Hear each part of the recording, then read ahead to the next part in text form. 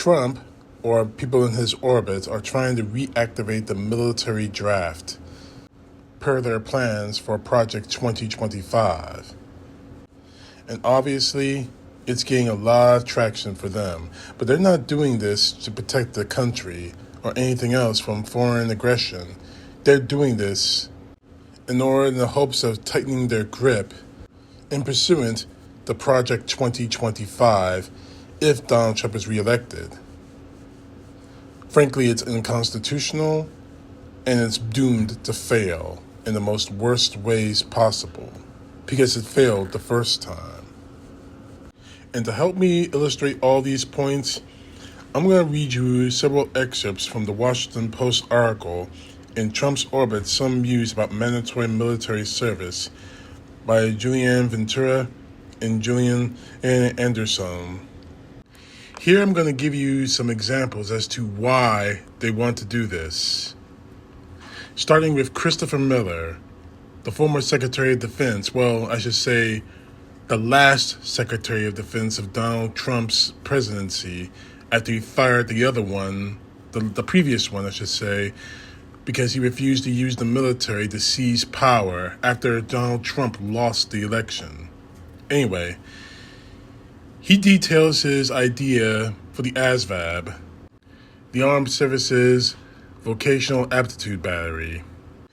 In accordance with Project 2025, he says in an interview with the Washington Post that Miller believes that a national service requirement should be, quoting him, strongly considered, describing the concept as a common rite of passage that would create a sense of shared sacrifice among America's youth.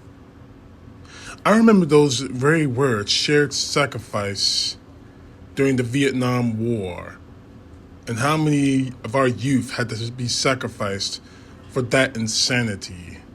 Miller also saying that it will reinforce the bonds of civility. Why wouldn't we give that a try? Unquote. Under his plan, the ASVAB would be used mostly to identify potential military weaknesses and help plug knowledge gaps as U.S. defense leaders size up competitors like China and devise plans for possible conflicts with a wide range of foreign adversaries. It sounds like you're trying to prepare for wars that may not even happen. And you say Joe Biden's the warmonger. And he goes on to explain all this away, by saying this, and I quote, "If we're going to prepare for a great power competition, it's helpful to have a baseline understanding of the pool of potential military service members and the specific aptitudes prior." Unquote. You idiot. That's what the ASVAB is used for. But you're trying to use it for something else other than that. You're not trying to strengthen our military with the best and the brightest. You're just trying to get people, put a gun in their hands, get them in some kind of uniform, and tell them to march. The question is, you're not trying to get them to march against a foreign adversary. You're trying to get them to march against our own citizens. However, Donald Trump, who wants to feign ignorance and try to make us all look like fools, while he only makes himself look like a fool, posted this on Truth Social while he was outraged and everything else, again, trying to rig everything against him, blah, blah, blah, yak, yak, yak. Anyway, he says, "The fake news Washington Post came up with the ridiculous idea that Donald J. Trump will call for mandatory military service. This is just only a continuation of their 8-year failed attempt to damage me with the voters. This story is completely untrue. In fact, I never even thought of the idea. They only at the German former newspaper, which has lost 50% of its readers, will fabricate such a tale. Just another fake story, one of many made up by the dead Washington compost." Trump, first of all, you've already damaged yourself with voters when you got convicted of 34 felony counts, and your cowardice to answer for the rest of them. Now, as for you not thinking about the draft, you thought about it when you were trying to back your way out of the Vietnam War draft by those, what did you call them? Bone spurs? Trump, we know that you wanted to use the military to seize power after you lost the 2020 election. But you didn't call the military during the January 6 attacks. So don't try to sit there and say you never thought about using the military for anything. Now, of course, Trump's campaign declined to address whether he supports the mandatory military service or not. But thanks to that reaction from his Truth Social post, I pretty much could get the idea that he does support it, as long as they do his bidding. Not protect the country, but protect him. Now, if you all remember, in 1973, the draft ended, 2 years before the Vietnam War ended, and remained unpopular when it comes to the GOP politically. But a lot of the GOP are willing to make that change. And of course, right now, I'm talking about the usual suspects. And by that, I mean people who are sucking up to Trump, if they're not sucking on Trump, or people who just want to suck up to him to become their vice presidential running mate, or people just begging forgiveness for crossing him. J.D. Vance, Senator of Ohio, Dickface, says this in an interview, saying that he sees the clear need for measures to boost participation, as he puts it. Quoting him, "I like the idea of national service, and I'm not talking about war in wartime." Now, he puts it as the way he puts it. He says he wants to call for Americans to put some skin in the game. That's the way he puts it. Vance, I would suggest that you take a look at the World War II Memorial, the Korean War Memorial, and especially the Vietnam War Memorial. Maybe you should visit families of our war dead. Maybe you should take a trip to your nearest Veterans Hospital or Walter Reed Medical Hospital and ask if they put enough skin in the game. Vance, you're a whore for Donald Trump. And you fit right in with him being his vice president because, like Trump, you just insulted those who actually did put skin in the game. We're 1 week past celebrating, at the time of making this video, we're 1 week past celebrating D-Day, Remembrance. You think those men put skin in the game?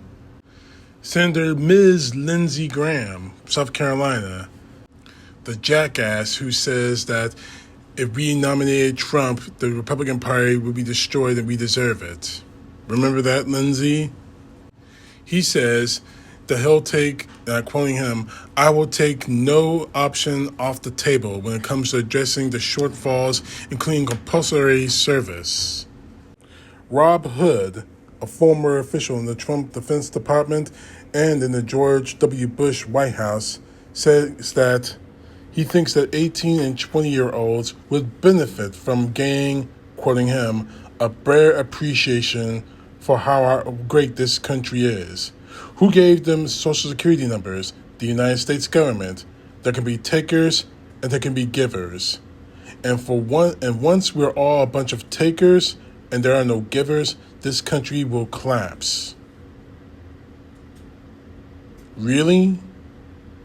Yet you support one of the biggest takers in this country, Donald Trump. Seriously? Seriously, Hood? That deserves another video for another time, but here's my problem with this whole thing about the draft. It's not going to work. During the Vietnam War, people actually fled this country rather than serving in the military. Now, mind you, I may not like the idea of actually running for military service. Muhammad Ali didn't run when he was drafted. He fought back against the U.S. government and won. Besides the fact that Vietnam was a war that didn't need to be fought in the first place, a war that we didn't even win, that cost us the lives of over 50,000 American troops. Donald Trump is trying to do the exact same thing. The times may be different, but the circumstances are the same. Now, everyone wants to scream that Joe Biden is a warmonger. No, he isn't. Donald Trump is. Conscripting people, kids, into the United States military is no different than what Iraq did, what Iran is doing, what the Nazis have done.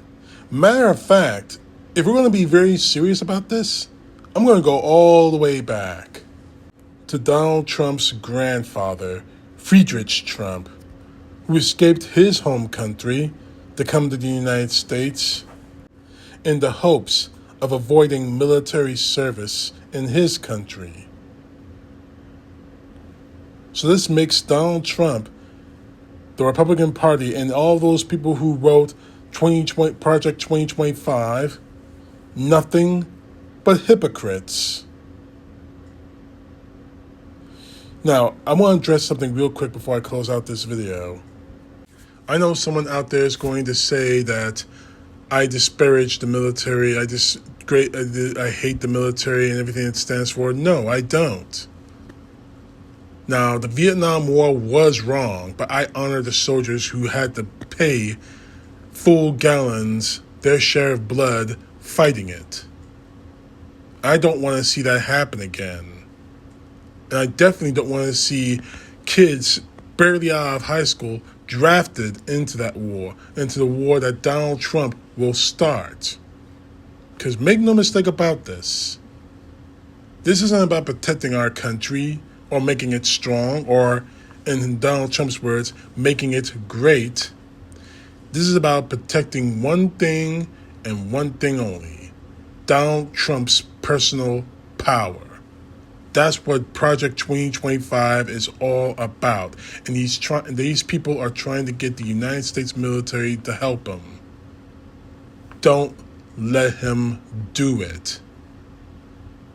The only way to stop this insanity is to vote Trump out for the final time. I have nothing but the greatest respect for the United States military and the men and women who serve her.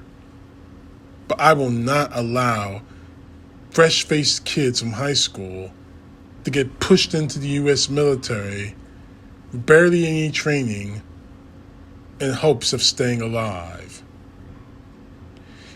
All because of one man's greed and lust for power. CTP, know the truth. God bless. Peace to the left, justice to the right.